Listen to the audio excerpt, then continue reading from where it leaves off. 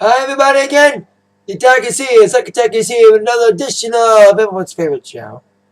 The Atakline! For Monday, September 12th, 2011. I hope everyone had a decent day yesterday with the anniversary of 9/11 and all. Another week has begun. So let's get poppin' with the first news of the day concerning Coldplay. Now, Coldplay has announced the release of the new album Xylo Milodo, coming out October 24th. Well, today they released the newest single from the album following the release of their first single, Every Teardrop is a Waterfall. It is entitled Paradise. Now, I heard the song. It's kind of like a dramatic song, kind of like clocks, like the whole build up, like kind of like that. I haven't heard the whole song, but I heard most of it today, and I thought it was pretty good, decent. Every Trip Does Waterfall is brilliant. This song's as good as it, so I hope Paradise does pretty well. They also not only revealed the new single, they also revealed the 14-song track list. It was produced by Marcus Draves, Daniel Green, and Rick Simpson, with some from Brian Eno.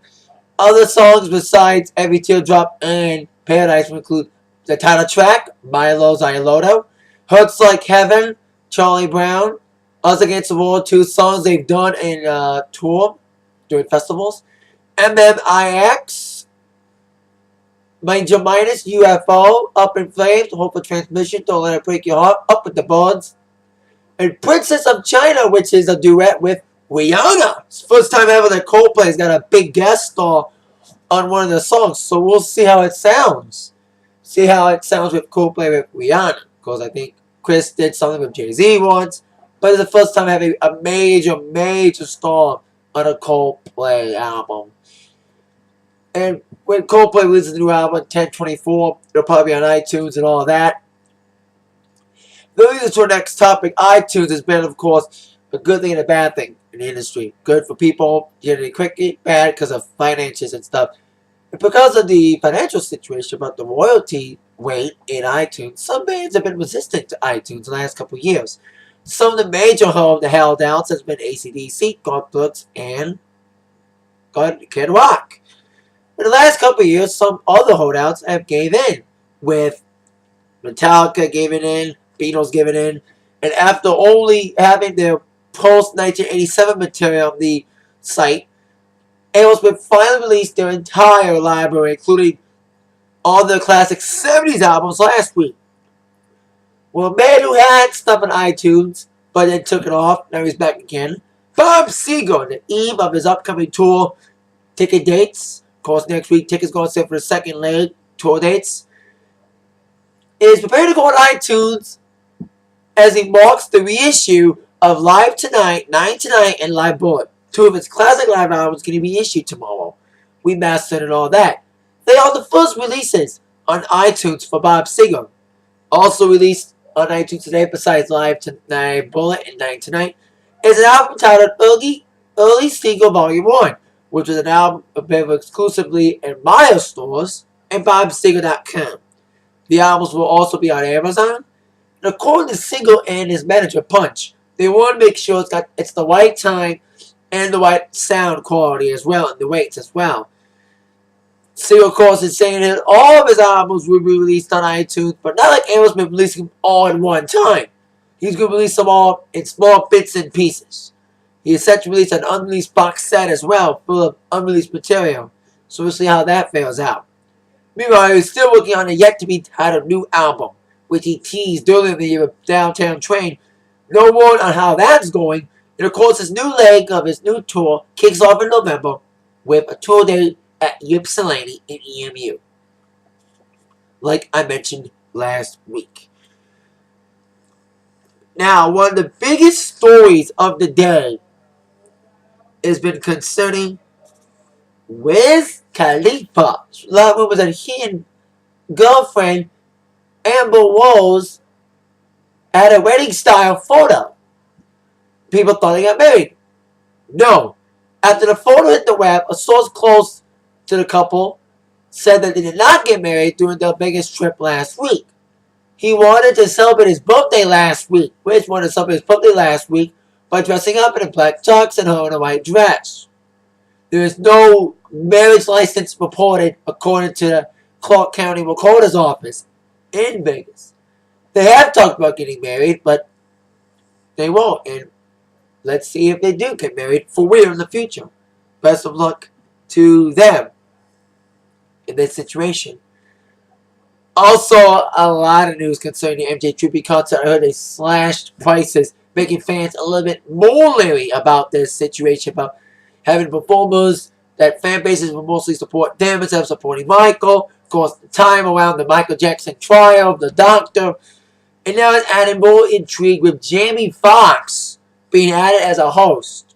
Why did it a host? Who cares, really? And another piece of news before I get to wrestling. They had the Creative Arts Emmys over the weekend. And they presented some awards. I think Justin won one for like Best Guest on SNL. And great news for us in Detroit. Best commercial at the Emmys went to the M&M Chrysler commercial. So that was awesome to hear. Congrats to the people who made the commercial. And congrats to Chrysler and M&M. That's time for some wrestling / fighting news. A little bit of UFC info for a second. After being kicked out of UFC 137 main event against GSP due to lack of appearances, Nick Diaz is back on the card, now facing GSP. He's been replaced by Carlos Condit. He's replacing Condit in this manner. Condit was set to fight BJ Penn, but after BJ Penn's opponent Condit got replacing Nick Diaz, Diaz is now replacing Condit. So Nick Diaz versus Penn and Condit GSP. I will tickets sold out very fast in Vegas for the 10/29 pay-per-view. And let's get down to wrestling. Last night, TNA had their No Surrender pay-per-view. I watched a tiny bit of the stream. Thank God it ended. And I did see like the beginning of the first match and the end of the main event. And after seeing that end of the main event with that screw job finish again, God, I'm glad I didn't see the whole fucking thing. I heard it fucking sucked as usual. TNA, what's wrong with you? I heard Jesse Sorensen defeated Kid Cash. I saw like the beginning of it. And I think I saw JC's hand raised.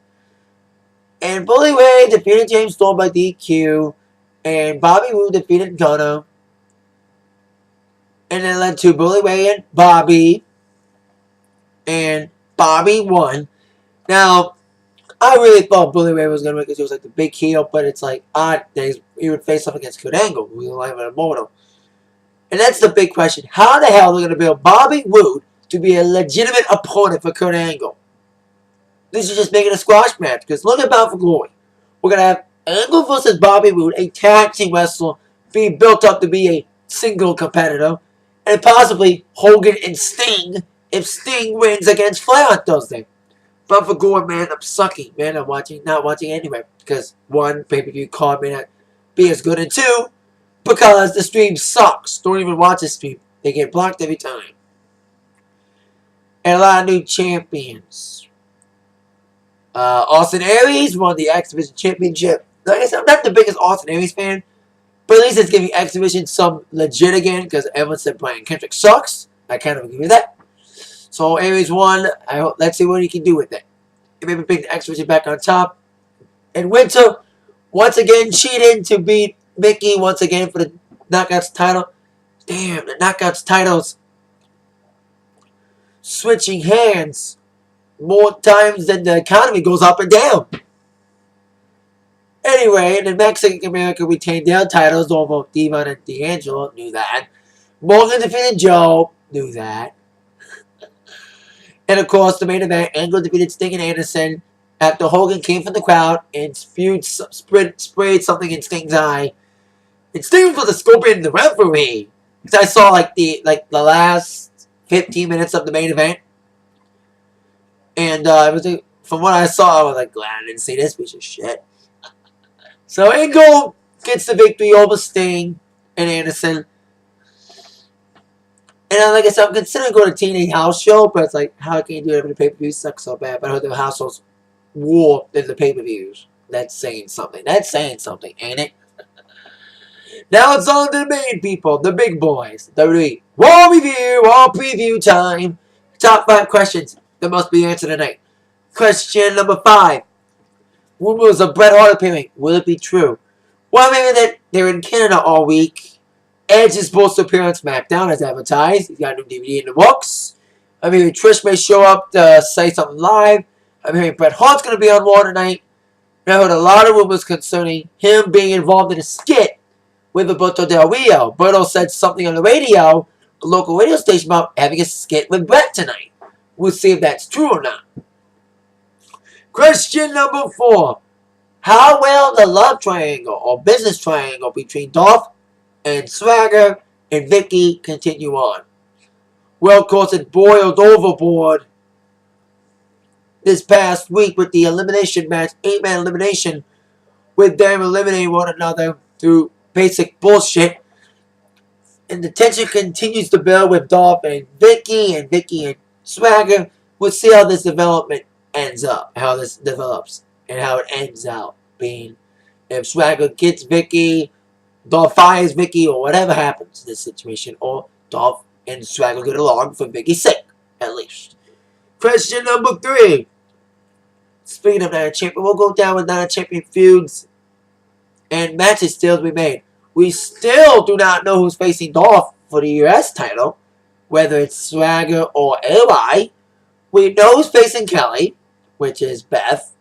Again, so we'll see how their feud kind of boils over heading into tonight. The feud's been very intense for about a month since Beth got the shot at SummerSlam and started the whole anti-diva thing. Anti-plastic diva campaign. We know that Miz and R-Truth gets a shot against Air Boom for the tag titles this Sunday. We'll see how that match plays out. This should be an okay matchup. Better than squashes they've been having. And of course, John Cena versus Alberto Del Rio. Probably Cena will win. But they can't just have Alberto be built up months and months and then have him lose after a month to fucking Cena. Get him buried. And speaking of Alberto and Cena, get to that in a second. But we'll see if they do announce Ziggler's opponent and see how the other feuds, the tag match, the Divas match, all them feuds build up. And also SmackDown too, the US title. We still do not know who's facing off. Well, we still don't know who's facing up against Cody Rhodes for that matter. Probably DiBiase. That leads us to question number 2. How will Cena and Alberto Del Rio's feud develop? Now, Cena feud Alberto Del Rio last week at the end of Raw.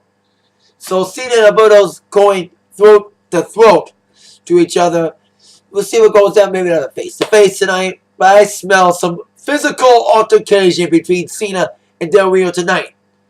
I say the same for question number 1. Physical altercation between Triple H and Punk. Which leads to question number 1. How will their feud develop tonight? And will Nash get involved? Now Nash is fired. And Laurinaitis said something on WWE.com storyline wise about Nash, about being a friend. So we'll see if Laurinaitis can rehire him back, which I'm thinking storyline wise. And Triple H and Punk, they've been going at each other's throats. I smell like one last debate, and then they're going to beat each other up. I smell that could be happening. At least a physical altercation between Punk and Triple H is imminent for tonight. But we will go down the last Raw before Night of Champions. Tonight, find out on Raw at 9, 8 Central on USA Network. Thank you very much. That's it for today's Atakline. See y'all later on tonight for my Raw review. With that in mind, she's been attacked by the news from Zach. Thank you very much. See you later, people. Bye-bye.